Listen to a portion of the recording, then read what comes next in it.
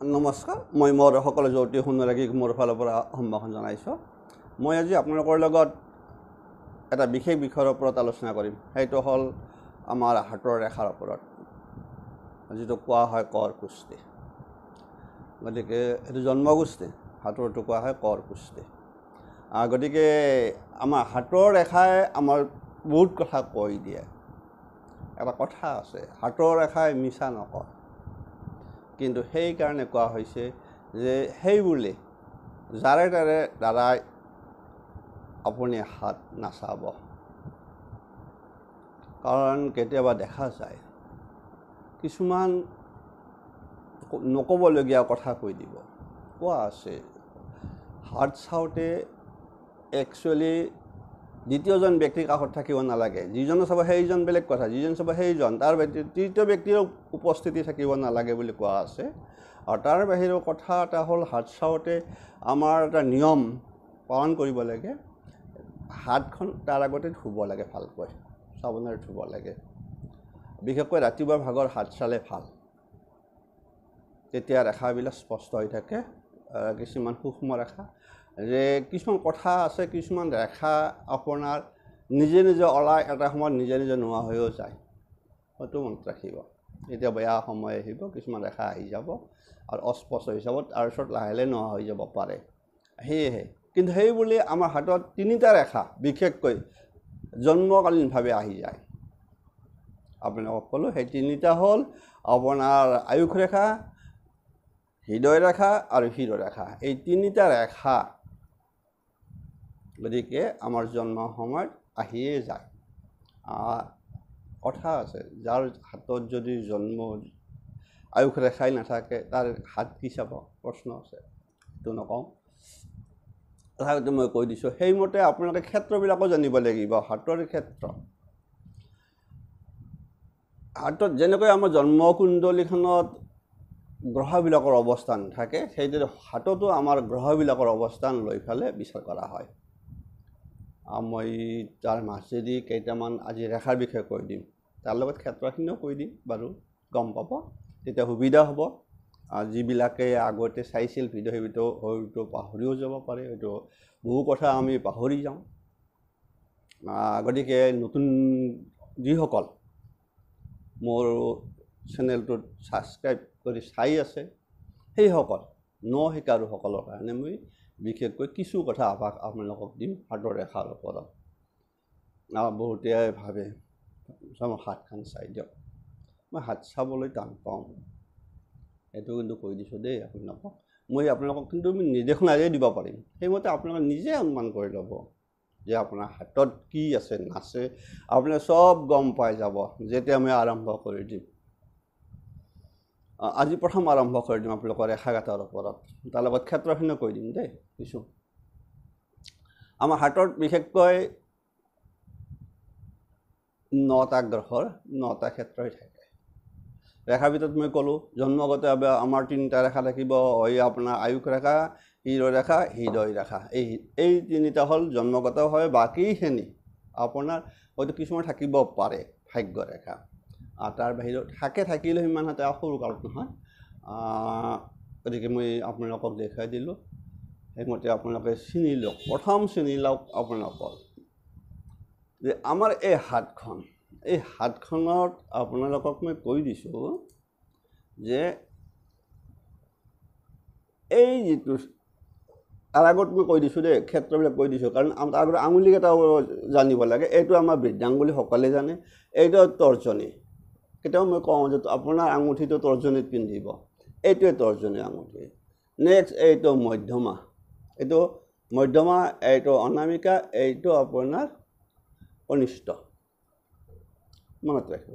আৰু প্ৰত্যেকটা আঙুলিৰো একোটা গ্ৰহৰ মানে প্ৰভাৱ বিস্তাৰ কৰি আছে। বিশেষকৈ এই আঙুলিটোক কোৱা হয় বৃহস্পতিৰ আঙুলি, তৰ্জনী আঙুলিটোক। এইটোক কোৱা হয় শনিৰ আঙুলি, এইটোক কোৱা হয় ৰবিৰ আঙুলি, এইটোক কোৱা হয় বুধৰ আঙুলি। সেইদৰে এই বৃদ্ধাঙুলিটোক কোৱা হয় শুক্ৰ। বিশেষকৈ বিচাৰ কালত আমি এইখিনিও জানিব লাগিব। আমি কেতিয়াবা কওঁ যে আপোনাৰ অমুক পিন্ধক, ৰত্ন পিন্ধক, সেইমতে আপোনালোকে এইখিনিত এই লগতে কথা থাকে যেনেকৈ এইটোত আপোনাৰ যদি পখৰাজ ইয়াত পিন্ধিব লাগিব যদি আপোনাৰ নীলম বা এমেথিষ্ট ইয়াত পিন্ধিব লাগিব যদি আপোনাৰ বিশেষকৈ মংগল প্ৰবাল হওক বা ৰুবি হওক আপুনি ইয়াত পিন্ধিব লাগিব পান্না যদি হয় ইয়াত পিন্ধিব লাগিব মুক্তা হ'লে ইয়াত পিন্ধিব লাগিব কনিষ্ঠ আঙুলিত নহয় আপুনি যদি ইয়ালো মুক্ত হয় তেনেহ'লে আপুনি তৰ্জন পিন্ধিব লাগিব ইয়ালো মুক্তাটো সাধাৰণতে দুটাৰ কাম কৰে এটা হ'ল বৃহস্পতি এটা হ'ল চন্দ্ৰ সেইকাৰণে কৈছোঁ তাত যাব বিচাৰিছোঁ এনে কিন্তু মুক্তা কিন্তু আপোনাৰ কনিষ্ঠ আঙুলিত যদি ইয়ালো মুক্তা হয় আপুনি ইয়াত পিন্ধিব সেইটো বাদ দিয়ক মই আহিছোঁ হস্তৰেখাৰ ওপৰত তাত গোটেই ফলিক জ্যোতিষত নাযাওঁ মই ক'ব বিচাৰিছোঁ আপোনালোকক যে আপোনালোকে ৰেখাকেইটা চিনি লওক আমাৰ মুখ্য এই ৰেখাটোৱে এইটোৱে হ'ল আয়ুস ৰেখা যিটো ৰেখাই আপোনাৰ বৃহস্পতি এইটো আমাৰ বৃহস্পতিৰ ক্ষেত্ৰ এইটো শনিৰ ক্ষেত্ৰ এইটো ৰবি এইটো বুধৰ ক্ষেত্ৰ মুখ্য ক্ষেত্ৰ আৰু এই যিটো ক্ষেত্ৰ আছে বৃদ্ধাঙুলীয়াখন এইখিনিক আপোনাক কোৱা হয় শুক্ৰৰ ক্ষেত্ৰ গতিকে আমাৰ কোৱা আছে যে বৃহস্পতিৰ ক্ষেত্ৰৰ তলৰ পৰা নিষ্ক্ৰিয় মংগল বুলি কোৱা হয় নিষ্ক্ৰিয় মংগল ইয়াৰ মাজৰ পৰা যিডাল ৰেখা ধেনু ভৰিয়াকৈ আহে আহি আপোনাৰ বিশেষকৈ শুক্ৰৰ ক্ষেত্ৰত ঘেৰাও কৰি আহি যাব এইটো মণিবন্ধৰ দিশে আহি যাব গতিকে আহিলে মনত ৰাখিব এইডাল কোৱা হয় আয়ুস ৰেখা আৰু বিচাৰ কালত মুখ্য প্ৰথম বিচাৰ কৰিব লগা হয় আয়ুস ৰেখাডালৰ ওপৰত মানুহ এজনৰ আয়ুস ৰেখাৰ লগত বহুত কথা আহি পৰে তাৰ বহুত কথা আহি পৰে আয়ুস ৰেখাত বিভিন্ন ধৰণৰ ছাইড সূক্ষ্ম ৰেখা থাকি যাব সেই সূক্ষ্ম ৰেখাৰ ওপৰত আপোনাৰ আয়ুসৰ লগত আপোনাৰ জীৱনত সফলতা বিফলতা বহুত ক্ষেত্ৰত আহি যাব অকল ভাগ্য ৰেখাই নকয় আপোনাৰ আয়ুস ৰেখাও ক'ব আপোনাৰ সফলতাটো নেক্সট আহি গ'ল আমাৰ এইটো শিৰ ৰেখা যিডাল আপোনাৰ এইদৰে একেলগে আয়ুস ৰেখাৰ লগত টাচ কৰি হয়তো অকণমান ওপৰৰ ফালৰ পৰা আহিব ক্ষেত্ৰ কিন্তু বৃহস্পতিৰ ক্ষেত্ৰত তল তাৰ ওপৰখিনি বৃহস্পতিৰ ক্ষেত্ৰ গতিকে এই আয়ুস এই কাৰেকশ্যন এই শিৰ ৰেখাডাল এনেকৈ আহি পেলাই আপোনাৰ কি হয় আপোনাৰ আমাৰ মানে সক্ৰিয় মংগলৰ ক্ষেত্ৰ পায় অথবা দেখা যায় কেতিয়াবা ই আহি পেলাই চন্দ্ৰৰ ক্ষেত্ৰলৈকে নামি আহিব পাৰে সেইডাল কয় শিৰ ৰেখা যাক কয় মস্তিষ্ক ৰেখা যেনেকৈ ইয়াৰ পৰা আয়ুসৰ ৰিগাৰ্ডিং কথা ইয়াৰ পৰা আপোনাৰ মস্তিষ্ক বিশেষকৈ আপোনাৰ মানসিকতাটোৰ ক্ষেত্ৰত বহু ক্ষেত্ৰত মানসিকতা বিশেষকৈ বহুত মানুহৰ কথা আহি পৰে মন মানসিকতা কথাটো এই শিৰ ৰেখাৰ পৰাই গম পোৱা যাব আৰু নেক্সট আহি যাব আপোনাৰ হৃদয় ৰেখা এই হৃদয় ৰেখা এইডাল আপোনাৰ এইটো হ'ল বুধৰ ক্ষেত্ৰ আৰু ঠিক ইয়াৰ পৰা আহি যাব বুধৰ ক্ষেত্ৰ অকণমান স্থানলৈ এই হৃদয় ৰেখাডাল আপোনাৰ আহি পেলাই হয় সি শনিৰ ক্ষেত্ৰ শেষ হ'ব পাৰে অথবা সি বৃহস্পতিৰ ক্ষেত্ৰতো শেষ হ'ব পাৰে তাৰ লগত বহুত কথা আহি পৰে আপোনাৰ আয়ুস ৰেখাৰ লগত হৃদয় ৰেখাৰ বহুত কথা সম্পৰ্কিত হৈ থাকিব গম পাব আপোনালোকে পিছত মই যেতিয়া আলোচনা কৰি থাকিম তেতিয়া আপোনালোকে বহুত বিষয়বস্তু নিজে বহুত জানিব হস্তৰেখাৰ ওপৰত যেতিয়া মই আৰম্ভ কৰি দিম তেতিয়াহ'লে গম পাব কোনটোৰ কি ফল কেনেকুৱা আৰু নেক্সট মানে আহি গ'ল আপোনাৰ আন এটা মষ্ট ইম্পৰ্টেণ্ট ৰেখা সেইটো হ'ল ভাগ্য ৰেখা এই ভাগ্য ৰেখা আপোনাৰ এই মণিবন্ধৰ পৰা আহি পেলাই আমাৰ শনিৰ ক্ষেত্ৰলৈকে প্ৰায় দেখা যায় সেইকাৰণে বহুতে ইয়াক শনি ৰেখা বুলিও কয় ইয়াৰ ওপৰত ডিপেণ্ড কৰে মানুহ এজন ভাগ্য এই ৰেখাডাল ক'ৰ পৰা উঠিলে এই ৰেখাডাল কিমান স্থানৰ পৰা উঠাৰ লগত ডিপেণ্ড কৰে মানুহ এজনৰ কম পোৱা যায় এই ভাগ্য ৰেখা গতিকে এইখিনি মুখ্য ৰেখা তাৰ লগত আহি যাব এই যিটো দেখিছে এইটো বুধৰ ক্ষেত্ৰত বুধৰ কনিষ্ঠ আঙুলি আৰু হৃদয় ৰেখাৰ মাজত যিটো চিহ্ন থাকিব এইটো হ'ল আমাৰ বিবাহ ৰেখা তাৰ লগত দুডাল থাকিলে প্ৰেম ৰেখা গতিকে আঁতৰৰ পৰা গম পোৱা যায় সেইটো মই ক'ম যেতিয়া আলোচ্য বিষয় গৈ থাকিব আমাৰ ভ্ৰমণ ৰেখা ইয়াত পাব চন্দ্ৰস্থান পাব, এইটো চন্দ্ৰস্থান।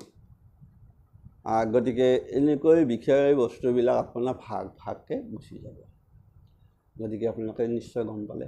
আৰু চন্দ্ৰস্থান এইখিনি, এইটো চন্দ্ৰস্থান, এইটো সক্ৰিয় মংগল, এইটো আপোনাৰ ইয়াৰ মাজৰ এইখিনি কোৱা হয় ৰাহুৰ ক্ষেত্ৰ, তলৰ এইখিনি কোৱা হয় কেতুৰ ক্ষেত্ৰ, এইটো নিষ্ক্ৰিয় মংগলৰ ক্ষেত্ৰ, এই মাজৰখিনি আপোনাৰ মংগলৰে ক্ষেত্ৰ পৰে। মংগলৰ ক্ষেত্ৰ দুটা। আৰু বহুত কিতাপত কিন্তু আপোনালোকে পাব নিষ্ক্ৰিয় মংগলটোক ৰাহুৰ ক্ষেত্ৰ বুলি কয়, একে ফলবিলাক একে। তথাপিতো মেক্সিমাম বিষয়বস্তু কিন্তু আপোনাৰ এই স্থানখিনি মাজৰ স্থানখিনিকে ধৰা হয়, যিখিনিত ভাগ্যৰেখাই আহি শিৰৰেখা ওচৰ চাপিছে, যত্ন পাইছে, এই মাজৰখিনিকে কোৱা হয়। আৰু বাকীখিনি এনেকুৱা। বাকীটো আপোনাক ক'লোঁ এইটো শনিৰ ক্ষেত্ৰৰ পৰা গম পোৱা যাব। শনিৰ ৰিগাৰ্ডিঙত বৃহস্পতিৰ ক্ষেত্ৰত আমি কওঁ কেতিয়াবাকে কৈ দিওঁ, মই কেতিয়াবা কৈ দিছোঁ আপোনালোকক যে অমুক অমুক চিহ্ন থাকিলে ভাল। ঠিক এইদৰে বুধৰ ক্ষেত্ৰতো বহুত কথা গম পোৱা যাব। ৰবিৰ ক্ষেত্ৰৰ পৰাতো আৰু কথা নাই, ৰবিৰ ৰেখা এলনাডাল ৰেখা থাকিব। ৰবি ৰেখা মষ্ট ইম্পৰ্টেণ্ট ৰেখা, আমাৰ জীৱনৰ ভাগ্যৰ লগত ৰিলেটেড।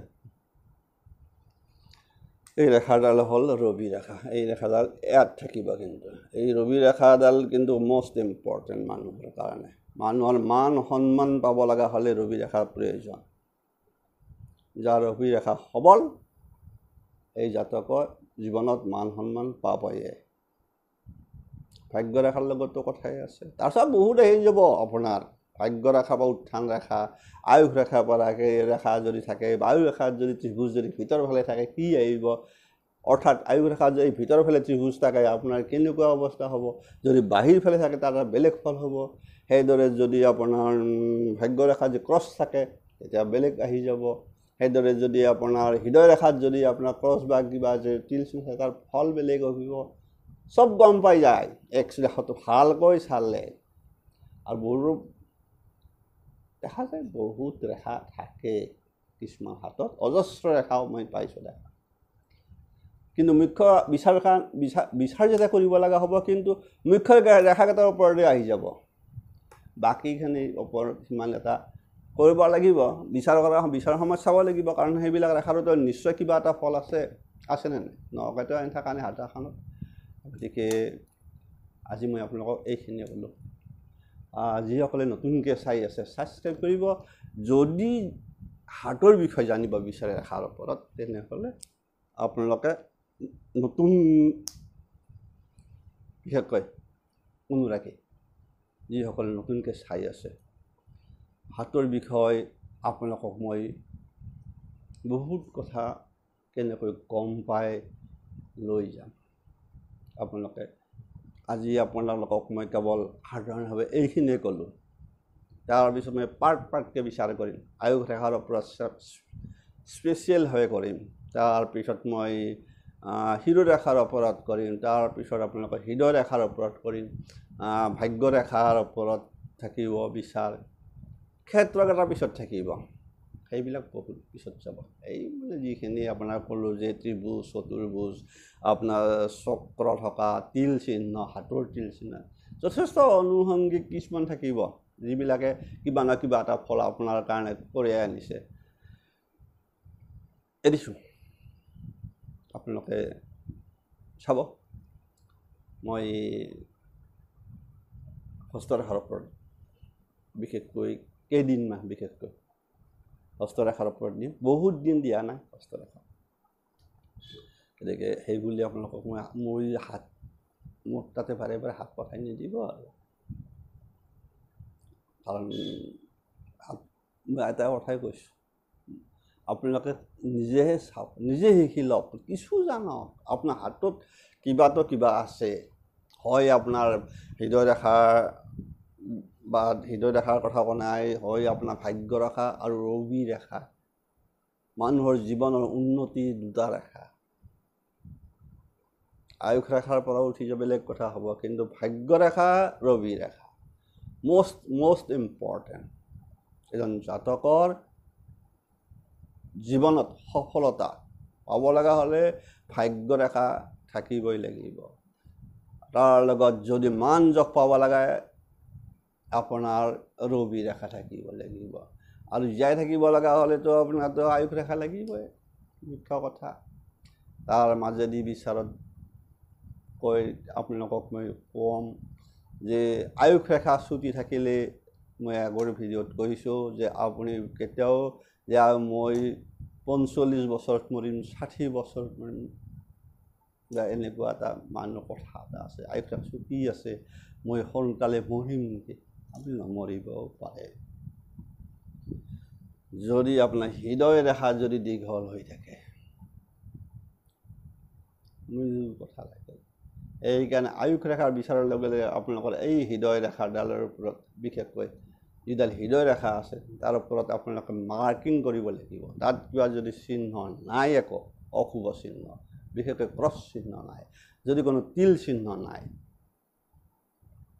যদি কোনো দত্তত চিহ্ন নাই আয়ুস ৰেখা চুটি হ'লেও দেখাত আপোনাৰ সেই লৈ যাব সেইকাৰণে কৈছোঁ হাত চাওঁতে দহখন হাত চাব লাগে একচুৱেলি তথাপিতো আমাৰ প্ৰথম বিচাৰত কৈছোঁ যে পুৰুষৰ সোঁহাত আৰু মহিলাৰ চালে বাওঁ হাত কিন্তু প্ৰয়োজন বোধে দুখন হাত চোৱাটো অতি দৰকাৰ আৰু পিছত মই সুধি নাথাকিব ছাৰ কোনখন চাম সেইবিলাক সুধি লাগে মই কৈছোঁ যদি মহিলা হয় তেনেহ'লে বাওঁ হাত আৰু পুৰুষ হ'লে সোঁহাত মুখ্য বহুত কথা আহি পাব বহুত কথা গম পাব এতিয়া আমাৰ হাতৰ ৰেখাৰ পৰা আপোনাৰ হাতৰ ৰেখাই কি কৈ আছে এৰিছোঁ সকলোৱে ভাবোঁ কিছু হ'লেও গম পাব সকলোৰে মংগল কামনা কৰিলোঁ ভালে থাকক কুশলে থাকক আছোঁ যি পাৰোঁ সহায় কৰিয়ে আছোঁ শিকক জানক একো নাই হাতৰ ৰেখাই আপোনালোক নিজে গম পাই যাব কেনেকুৱা আমাৰ হাতৰে যে এনেকুৱা এটা মানে কোৱা যে হাতৰ ৰেখাই আমাক কি যে কৈ ক'লৈকে লৈ যাব পাৰে আপোনাৰ হাতৰ ৰেখাই আপোনাক আপুনি কেৱল চাই থাকক মই আপোনালোকক এনেকুৱা এটা পৰ্যায়লৈকে লৈ যাম য'ত আপোনালোকে নিজে হাত চাই ক'ব পাৰিব হয় মোৰ এনেকুৱা সময়ত অমুক হৈছিল অমুক সময়ত তমুক হৈছিল অমুক সময়ত এক্সিডেণ্ট হৈছিল এনেকুৱা হোৱা নাই যে এক্সিডেণ্টৰ সম্ভাৱনা আছে ৱাৰ্ণিং আগতীয়াকৈ পাই যাব এৰিছোঁ